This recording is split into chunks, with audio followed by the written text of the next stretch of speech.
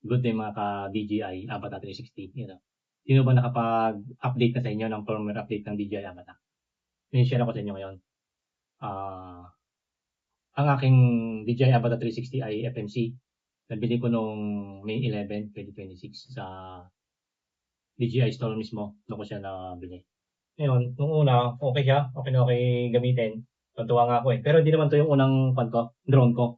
Meron akong Mini 3 sa Neo. Yan.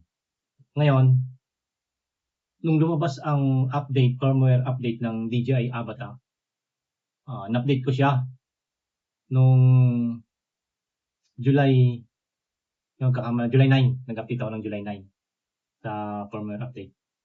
Nag-pump up siya sa RC2. Tapos, nung ginamit ko na siya, doon na nagka-problema. Ang aking kuha na video ay shaky na siya. Pagka nakapokus ka, tapos iikot mo yung drone mo, nag-shake na yung video, tapos hindi na siya clear, blurred na siya. Yun yung resulta ng pag-update ko dun sa firmware update na yon na lumabas. Ngayon, dinala ko dun sa DJI store sa Makati, sa Chino Roses. Dun yung service center nila eh. Tinawagan ko yung service center, tapos sabi nila na dalhin ko daw doon para ma-check nila. Yun, dinala ko naman siya, tapos gumawa sila yung pagkakita sa unit ko, gumawa sila ng job order, tapos hiningi yung video na shaky, tapos blurred ang pagkakakuha. Yan, tapos ang sabi sa akin, after 1 week daw, saka malalaman yung resulta. Depende pa daw kung, halimbawa, kung talaga bang sa firmware update yung nagka-ganon or sa pilot error lang siya. Yun. So, sabi sa akin, depende, pwedeng palitan yan or hindi. Ganun sila. Depende daw sa examination nila. Ngayon, gumawa sila ng job order, tapos pinaiwan din sa akin yung RC2. Ito, pinaiwan din sa akin yun. RC2. Tinanggal nila yung memory. Ngayon, iscan nila yung drone mismo. Yan. Tapos sabi sa akin, update daw nila ako after 1 week. So yun, natuwa naman ako kasi after 1 week, nag-message sila sa akin through Viber, ang DJI. Sabi sa akin na yun nga, papalitan daw ng bago ang aking unit, yawa ng, hindi na pinaliwanag, din na nila-elaborate. Pwede ko daw pick up, gano'n. So, ito na ngayon yung aking bagong DJI, Avata 360. So, bagong-bago siya. Ibig sabihin, doon sa pag-update ko, nagka-problema.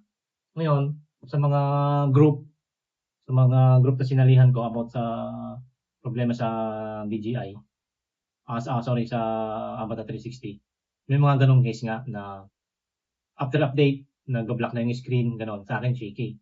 Yung iba, black screen talaga. Ngayon, ganon din sa ibang bansa na sabi nila na kailangan mong dalhin sa service center ng DJI yan. Tapos dun ko nalaman na pinapalitan pala nila pagka nalaman nila na talagang sa update nag-umpisa, nagsimula. Yun. So, eto, after nga ng message sa akin, pinuntahan ko na agad.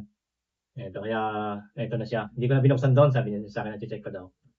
Tapos tinanong ko pala kung halimbawa, nagka-problema ulit ang unit, continuous pa rin naman daw ang kanyang warranty. Yan. Sabi sa akin, wag mo na lang munang i-update.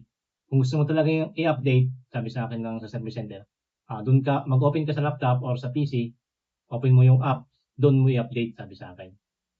Huwag sa RC2, sabi. Ganun pala. So, yun. Sige, sabi ko, titignan ko na lang muna. So, ito. Bagong-bago talaga, kaya kailangan buksan muna. Diba? Unboxing natin. Unbox lang din natin nakaraan eh. Yan. Para masubukan. Sana nga, okay na. Muna.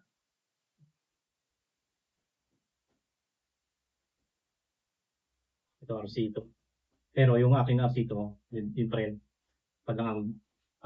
Unit lang ang binigay sa ang pansamanilan. Wala talagang ibang kasama. Wala siyang kahit ano na ata. Kundi isang unit. So ito na mismo, bagong kapalit. Ayan. Ito na siya. Tapos ito yung aking RC2. Ito ang aking job order na ginawa nila. So dito kalagay kung kailan, serial number ng unit. Ayan. Tapos kung anong model ng DJI Avata 360 yan. Under warranty nakalagay. Makikita din kung kailan i-activate ang aircraft. Yan. Remove S na talaga. Tama? Ito na ang aking RC2. Tapos subukan natin i-connect na ito. Update natin. Kaya pala sa mga nagtatanong kung nasan ang service center ng DJI na pinuntahan ko sa Makati sa may Chino Roses Street sa may Geely Car Show. Tama. Sa Geely. Saka sa MG yan.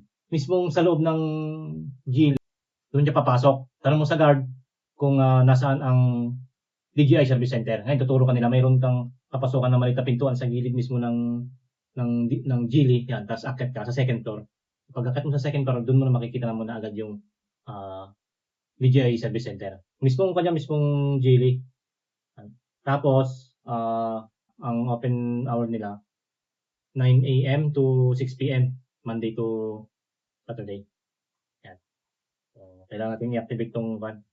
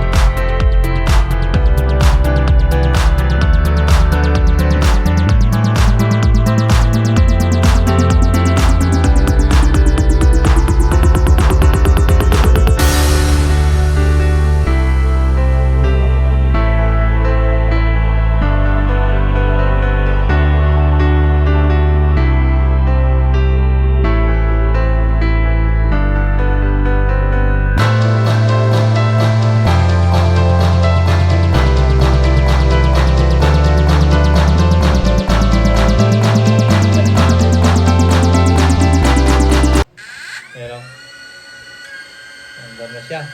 Bakit yung palit pa rin na konti.